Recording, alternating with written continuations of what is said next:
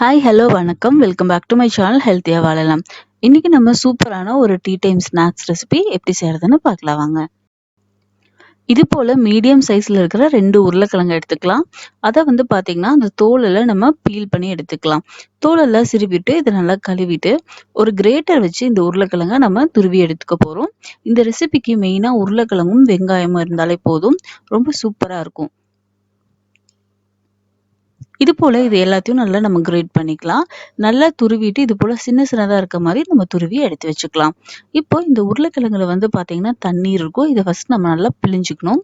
அதுக்கு பார்த்தீங்கன்னா இந்த உருளைக்கிழங்க கொஞ்சம் கொஞ்சமா எடுத்து அதுல இருக்க தண்ணியை சுத்தமா நம்ம பிழிஞ்சிட்டு வேறொரு பவுலுக்கு நம்ம மாத்திக்கலாம்.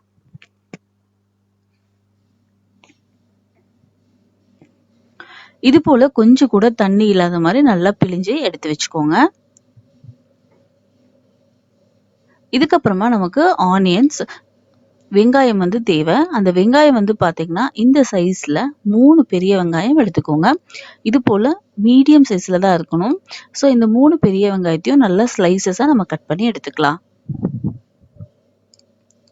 இதுல 1/4 டீஸ்பூன் அளவு நம்ம உப்பு சேர்த்துக்கலாம். உப்பு சேர்த்துட்டு இதை நல்லா நம்ம பிசையணும்.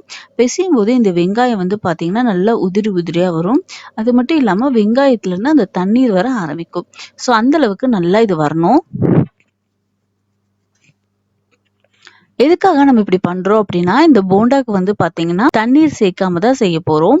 ஸோ அதனாலதான் இந்த மாதிரி நம்ம செய்ய போறோம். இப்போ இது நல்லா நம்ம பெசரியாச்சு. நம்ம ஆல்ரெடி உருளைக்கிழங்குல இருக்க தண்ணி எல்லாம் வடிச்சு எடுத்து வச்சிருக்கோம் இல்லையா ஒரு பவுல்ல. அந்த உருளைக்கிழங்குல இப்போ இந்த வெங்காயத்தை நம்ம சேர்த்திக்கலாம்.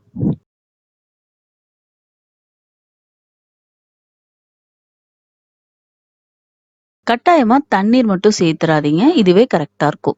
இப்ப இதுல 1/4 டீஸ்பூன் அளவு மஞ்சள் தூள், தேவையான அளவு உப்பு, காரத்துக்கு 2 பச்சை மிளகாய், கொஞ்சமா கறிவேப்பிலை இலை, கொஞ்சமா மல்லி இலை, 1/2 டீஸ்பூன் அளவு மிளகாய் தூள்,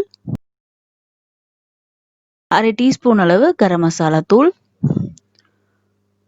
1 டேபிள் ஸ்பூன் அளவு கடலை மாவு. இவ்வளவுதான் இதுக்கு தேவையான பொருட்கள். இப்ப இது எல்லாத்தையும் நல்லா மிக்ஸ் பண்ணிக்கலாம் தண்ணீர் சேர்க்காம. கடலை மாவு 1 டேபிள் ஸ்பூன் ரொம்ப கம்மியா இருக்க மாதிரி தோணும். பட் கரெக்டா இருக்கும். தேவைப்பட்டா இன்னும் ஒரு 1/2 டீஸ்பூன் மட்டும் தேவைப்பட்டா நீங்க ஆட் பண்ணிக்கோங்க. இப்போ இது எல்லாத்தையும் நல்லா நம்ம மிக்ஸ் பண்ணிக்கலாம். பார்க்கறதுக்கு வெங்காயமா அப்படி இருக்க மாதிரி இருக்கும். மாவு பத்தாத மாதிரி இருக்கும். பட் நீங்க செய்யும் போது டேஸ்ட் ரொம்ப நல்லா இருக்கும். இப்போ இது ரெடி ஆயிடுச்சு. இதை நம்ம யூஸ்வலா எப்படி போண்டா அல்லது வடை தட்டி போடுவோமோ அதே போலதான் இதையும் நம்ம இப்போ போட போறோம். எண்ணெயை நல்லா நம்ம ஹீட் பண்ணிக்கலாம். எண்ணெய் ஹீட் ஆனதும் இதை ஒவ்வொன்றா போட்டு நம்ம பொரிச்சு எடுத்துக்கலாம். எண்ணெயை மீடியம் ஃப்ளேம்ல வச்சுட்டு பொரிங்க. இல்லைன்னா வெங்காயம் பாத்தீங்கன்னா ரொம்ப கருகின மாதிரி ஆகிரும். அவ்வளவுதான் நம்மளோட ஈஸியான குயிக்கஸ்டான ஒரு tea time snacks recipe ready ஆயிடுச்சு. கண்டிப்பா நீங்களும் இந்த ரெசிபியை ட்ரை பண்ணி பாருங்க. வீடியோ பிடிச்சிருந்தா ஒரு லைக் கொடுங்க. மறக்காம சப்ஸ்கிரைப் பண்ணுங்க.